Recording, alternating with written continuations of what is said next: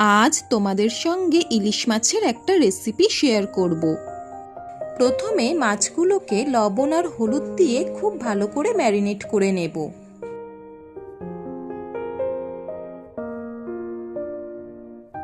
তারপর একটা ছোট মাপের বেগুন 4 ফালি করে কেটে নেব।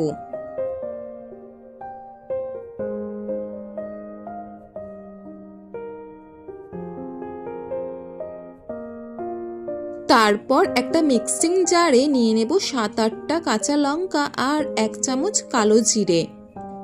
এই কাঁচা লঙ্কা বাটাতেই কিন্তু এই রান্নার আসল টেস্ট, সুতরাং এটা কোনো রকমভাবে স্কিপ করা যাবে না। তারপর একটা ফ্রাইং প্যানে তেল গরম করে মাছগুলোকে শ্যালো ফ্রাই করে নেব। যেহেতু ইলিশটা একটু নরম, তাই জন্য কিন্তু আমি এখানে ইলিশটা ফ্রাই করছি। নইলে আমাদের বাড়ির সকলে কিন্তু কাঁচা ইলিশ মাছ রান্না করাটাই পছন্দ করে, মানে ইলিশ মাছটা না ভেজেই রান্না করা হয়। তোমরা যদি একদম ফ্রেশ ইলিশ মাছ পাও তাহলে কিন্তু এই রান্নাটা না ভেজেই করবে, তাহলে দেখবে ইলিশের প্রপার ফ্লেভারটা কিন্তু ঝোলের মধ্যে খুব সুন্দর ছড়াবে। যাই হোক, মাছগুলোকে কিন্তু আমি শ্যালো ফ্রাই করে নিয়েছি। এবার একটা পাত্রে সেগুলোকে তুলে রাখবো। এবার ওই তেলেই বেগুনগুলোকে খুব ভালো করে ভেজে নেব। দেখো তো বেগুনগুলোকে আমি কেমন লাল লাল করে ভেজে নিয়েছি। এবার এর মধ্যে লবণ হলুদ দিয়ে দেব, আর দেব সামান্য পরিমাণে কালো জিরে দিয়ে আবারও খুব ভালো করে এটাকে ভেজে নেব। কালো জিরে কিন্তু কোনো রকমভাবে স্কিপ করা যাবে না, কারণ কালো জিরে আর কাঁচা লঙ্কার কম্বিনেশনে একটা আলাদাই ফ্লেভার আসবে।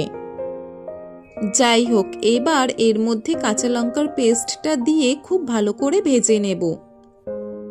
এবার আমি প্রয়োজন মতো জল দিয়ে দেব ও জলটাকে খুব ভালো করে ফুটিয়ে নেব। ঝোলটা কিন্তু ফুটে উঠেছে। এবার এর মধ্যে আমি মাছগুলো দিয়ে দেব, দিয়ে আবারও খুব ভালো করে আমি ঝোলটা ফুটিয়ে নেব। এবার আমি মিডিয়াম আঁচে ঢাকা দিয়ে খানিকক্ষণ ফুটিয়ে নেব। দেখো তো কত সুন্দর আমি সবটা ফুটিয়ে নিয়েছি। এবার কিন্তু গ্যাসটা অফ করে দেব, কারণ ইলিশ মাছ খাওয়ার জন্য একদম রেডি। ভিডিওটা সম্পূর্ণ দেখার জন্য তোমাদেরকে অসংখ্য ধন্যবাদ। আর আমার রান্নাটা যদি তোমাদের ভালো লাগে তাহলে প্লিজ একটা লাইক, কমেন্ট আর শেয়ার করে দিও।